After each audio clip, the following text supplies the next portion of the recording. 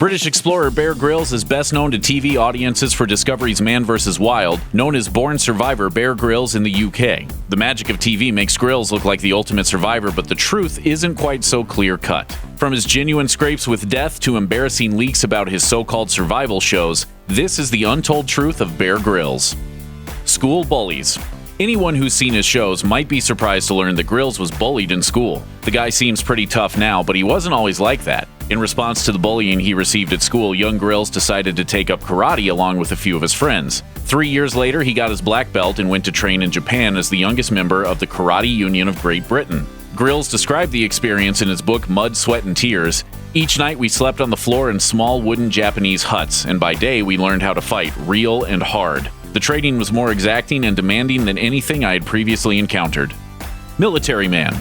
After leaving school, Grylls spent several months hiking the Indian Himalayas. He told the Hindustan Times, "I spent quite some time in India before I joined the army. I went out there climbing and up in West Bengal and all around Darjeeling. We were in Calcutta for a while, and then we were with the Indian Army as well."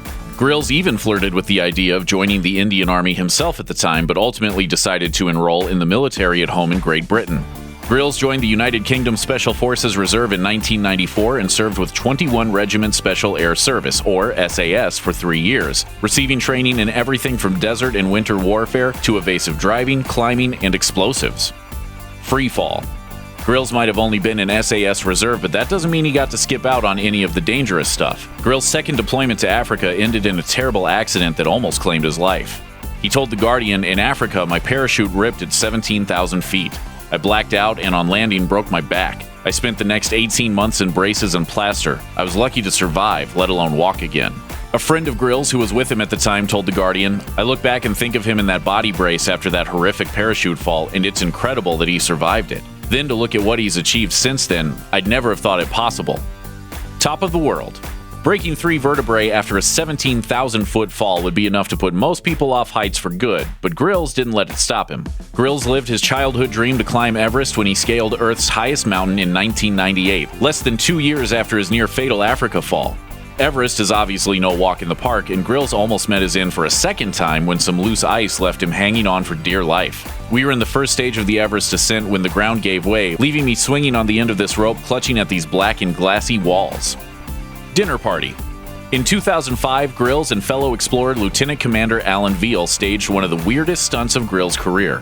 They broke the record for the world's highest dinner party when they flew a hot air balloon to a height of 24,262 feet and climbed down to a dinner table suspended below the balloon, braving temperatures of minus 50 degrees Celsius. After enjoying a 3-course meal together, the daredevil duo dedicated the venture to Her Royal Majesty Queen Elizabeth and skydived back down to ground with full bellies.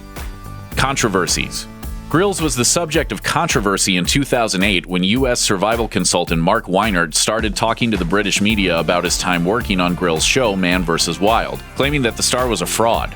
Weinert revealed that during one episode he personally assembled a Polynesian-style bamboo raft off-camera, only for Grylls to add the finishing touches and take the credit. And after shooting on the episode concluded, Weinert claims the ex-military man left for a motel. And that wasn't the only time the show allegedly faked Grylls' whereabouts, according to the whistleblower. Grylls apparently spent a few nights in a luxurious lodge during the filming of the Sierra Nevada Mountains episode. Grylls responded to the claims by saying, "If people felt misled on how the first series was represented, I'm really sorry for that. We filmed these things over 6 days, and after filming the night stuff, we're back with the crew in a base camp lodge." Adventure Dad. When your dad eats bugs and gets peed on for a living, you're bound to have an interesting childhood. That's definitely true for Bear Grylls' kids. When they aren't staying on the houseboat they have moored on the banks of London's River Thames, Grylls and his family live on a remote island off the coast of Wales. In 2013, Grylls found himself in hot water with the local council after erecting a huge metal slide that ended with a drop off a cliff face into the sea below.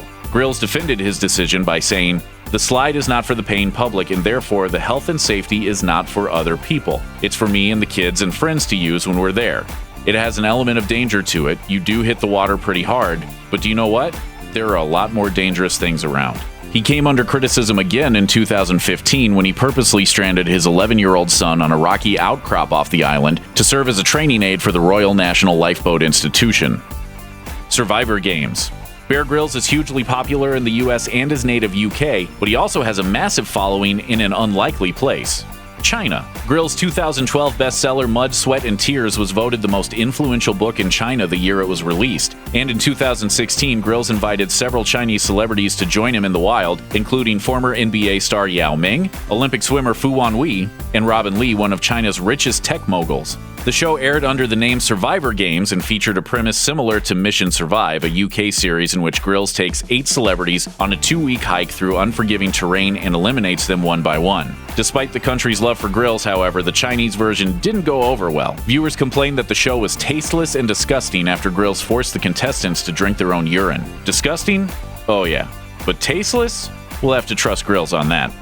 God, there's no getting away from it. That really is pretty horrible. It's like warm and it's salty. Thanks for watching. Click the looper icon to subscribe to our YouTube channel. Plus, check out all this cool stuff we know you'll love too.